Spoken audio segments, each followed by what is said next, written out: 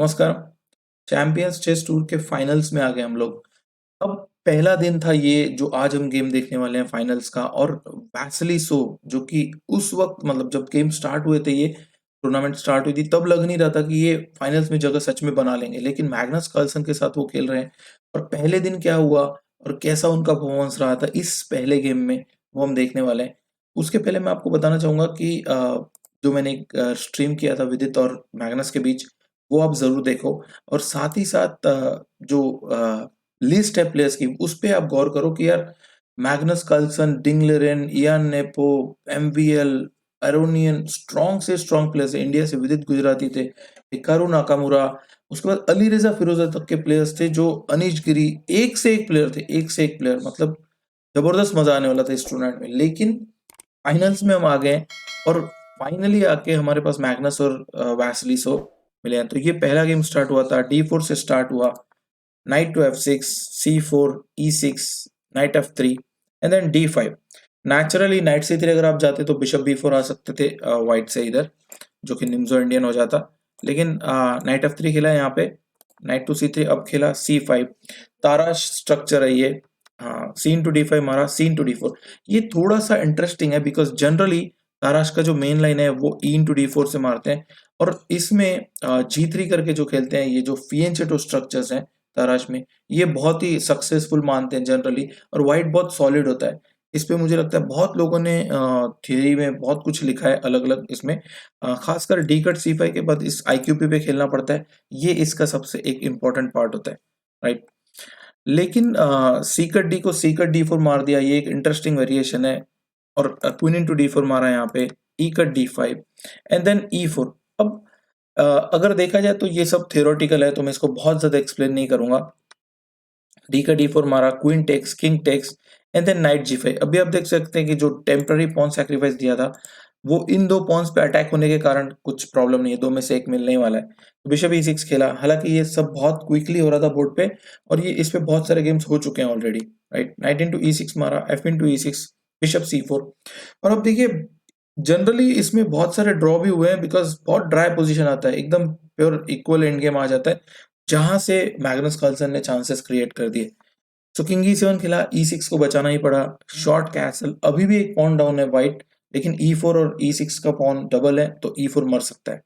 Night D7 खेला, bishop to E3, night B6 या night C5 जैसे स्क्वायर्स रोक रहे हैं बिशप से Magnus Carlsen. Rook to C8, bishop पे अटैक है, simple move, bishop to C2, bishop B3 खेला, और मे बी फ्यूचर में बिशप C2 भी आ सकता है। नाइट C5 खेला यहाँ पे और इसको मार दिया। यही आइडिया था कि आप बिशप यहाँ रखना चाहोगे, बिकॉज ये नाइट जो अगर यहाँ पहुंच गया तो फिर D3 पे आ जाएगा, जो बहुत ही बढ़िया स्पॉट है ब्लैक के लिए, राइट। सो रुक इनटू C5 मारा एंड देन रुक टू E1। अब E4 मर रहा है, लेकिन उसके बावजूद इतना ज्यादा प्रॉब्लम नहीं है बिकॉज वो वैसे भी एक्स्ट्रा पॉन है। लेकिन एक बात गौर करने लायक है, देखते हैं आगे क्या हो रहा है। G6, knight into E4, knight takes, rook takes and then finally आप देखिए कि बोर्ड पे दो रुक बचे हैं दोनों के पास, और एक बिशप है, वो भी अपोजिट कलर का, राइट। तो उसमें भी कुछ प्रॉब्लम्स आ सकते हैं, क्योंकि देखिए अब E6 वीक है, राइट। अब E6 के वीक होने से क्या होगा कि उसको बचाना बहुत जरूरी है, और साथ ही साथ उसी फाइल में किंग पड़ा हुआ है, राइट। तो यहाँ पे खेला E5, उस पॉन को सपोर्ट दिया, F4।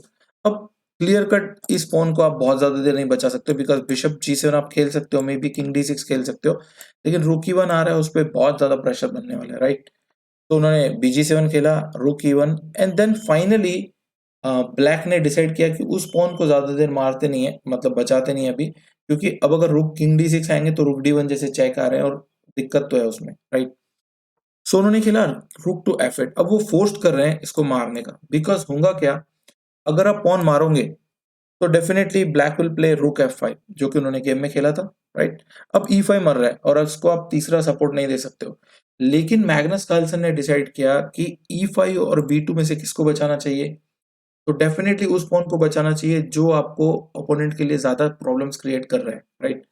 तो उन्होंने खेला E6 और B2 पॉन दे दिया, बिकॉज ये पॉन उतना इंपॉर्टेंट नहीं इस गेम में, इसकी वैल्यू डेफिनेटली बहुत ज्यादा है, राइट।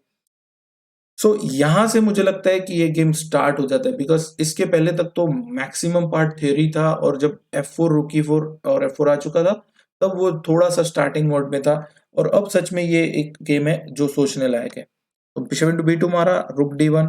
अब आप देखिए ये जो रुक है वो D7 पे जा रहा है, उसको रोकना ही पड़ेगा। रुक C7 खेला, बड़ा ही आसान लग रहा है ये सब, लेकिन देखा जाए तो ये उतना है नहीं आसान, राइट? क्योंकि आप सोचिए वैसिलिस वगैरह इतने स्ट्रॉन्ग प्लेयर हैं, तो वो इतने इस गेम को तो नहीं हार सकते हैं, राइट? लेकिन आगे देखिए क्या हुआ। G4 खेला मैग्नस कार्लसन ने। यहाँ पे बहुत जरूरी है नोट करना कि जिस कलर का बिशप है ओपोनेंट के पास, उसमें आप ज्यादातर पॉन मेंटेन नहीं करो, बिकॉज उसमें आपको प्रॉब्लम हो सकती है, राइट, फ्यूचर में। इसलिए G4 खेला, किंग के लिए एक स्क्वायर बना लिया, और फ्यूचर में अभी तो इस रुक को भी अटैक है तो आपको हटाना पड़ेगा। और अगर आप ये फाइल छोड़ते हो कहीं से, तो ये रुक F1 से भी आ सकता है, फिर एंट्री लेने इवन ये रुक भी आ सकता है। तो बहुत कुछ हो रहा है यहाँ पे, सोचना पड़ेगा। ब्लैक ने रुक F8 खेला, किंग टू G2। बहुत जरूरी है कि आप लाइट स्क्वायर में किंग को रखो, नहीं तो पता चला कभी बिशप से चेक आके कुछ पिन हो गया, राइट? तो यहाँ पे B5 खेला मैग्नस कार्लसन के अपोनेंट ने, वैसिलिस ने सोचा कि क्वीन साइड में मेरे पास एक्स्ट्रा पॉन है तो क्यों ना उसको पुश किया जाए।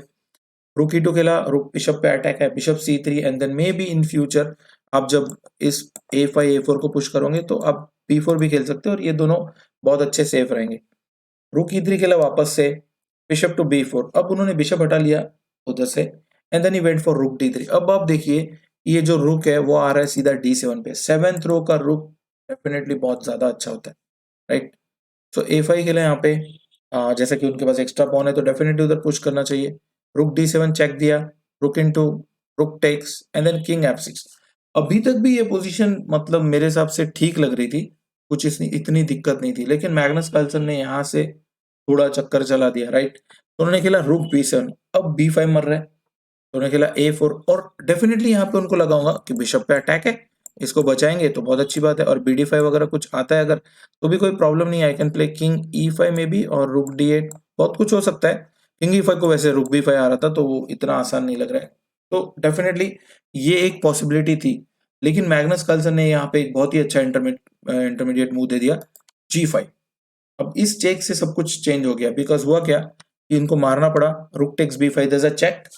यहाँ पे आप देखिए चेक है, और जैसे ही उन्होंने रुक F5 खेला तो उन्होंने रुक इंटू B4 मार दिया, और अब बिशप एक्सचेंज होने के बाद ये एंडिंग जो है रुक एंडिंग में आ गई है। जनरली रुक एंडिंग में ज्यादा चांसेस होते हैं होल्ड करने के, even sometimes if you are pawn down, right? So उन्होंने पॉन टेक्स बिशप मारा, एंड देन E7। ये एक बहुत ही उम्दा चाल थी यहाँ पे मुझे लगा, बिकॉज हो क्या रहा है अभी, दिक्कत क्या है इस पोजीशन में कि आप अगर रूक E5 खेलोगे जिसमें आपको लग रहा है कि आप इस पॉन को इजीली मार सकते हो, पॉन तो क्वीन बन नहीं रही है, बट यहाँ पे शायद रुक E5, रुक B5 जैसे मूव्स आ सकते हैं, बिकॉज इसमें दिक्कत ये है कि अभी आप अगर इसको मारोगे तो ये प्रॉब्लम आ रहा है, और अगर आप किंग F6 जैसे मूव्स दोगे तो आई टेक टेक, और पॉन क्वीन बन रही है। तो इसको देखते हुए जैसे E7 आया, बी कट A2 मार दिया। अब एक रिलीफ था कि उनका भी क्वीन बन रहा है, मतलब अगर उन्होंने यहाँ रोका तो वो भी इसको रोक लेंगे, और तब ये शायद नहीं चलेगा, राइट? बट मैग्नस कार्लसन ने यहाँ से एक बहुत ही अच्छा फिनिश किया। ही प्लेड E8 क्वीन, उन्होंने अपोनेंट का भी क्वीन बना दिया, और यहाँ पे अब देखिए ब्लैक एक्चुअली एक पॉन अप है, राइट? मैग्नस कार्लसन एक पॉन डाउन होते हुए भी इस एंडिंग में है, क्योंकि उन्होंने देखा कि किंग का जो पोजीशन है वो ज्यादा अच्छा नहीं है ब्लैक का, और दूसरी बात व्हाइट उनके मतलब मूव उनकी है, राइट? तो उनके पास जो स्टेयरिंग है, जो जो गेम किधर जाएगा, वो जो कमांड है वो व्हाइट के पास है अभी, राइट? तो क्वीन E7 चेक दिया, किंग टू H6, रुक H4 चेक, रुक टू H5, सब कुछ फोर्स्ड है यहाँ पे। क्वीन F8 चेक, और क्वीन G7 देखा। यहाँ पे मैं देख रहा था कि कल जो जब कमेंट्री हो रही थी लाइव, तो सब सोच रहे थे कि कैसे मेट होंगी। चलो हमने मान लिया कि यहाँ से पिन है, मतलब ये यहाँ चेक आ गया, यहाँ चेक आ गया, बट इसको मेट कैसे करोगे यार? That is the most important question now, right?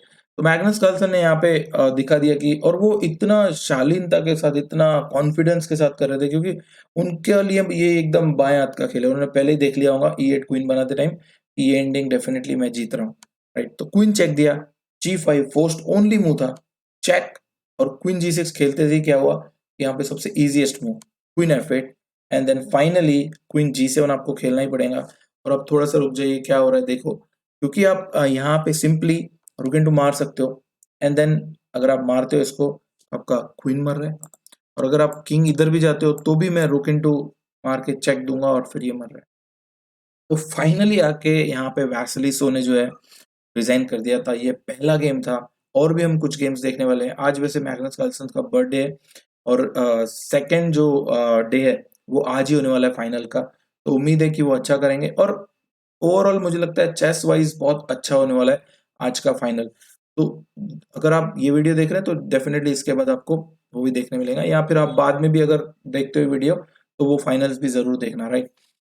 तो जबरदस्त गेम हुआ था ये, और मैग्नस कार्लसन ने दिखा दिया कि क्यों वो इतने स्ट्रांग, इतने खतरनाक खिलाड़ी हैं कि सब कुछ कैलकुलेट कर लेते हैं। Even in the pawn down position उन्होंने वहां पे उनको चकमा दे दिया, राइट।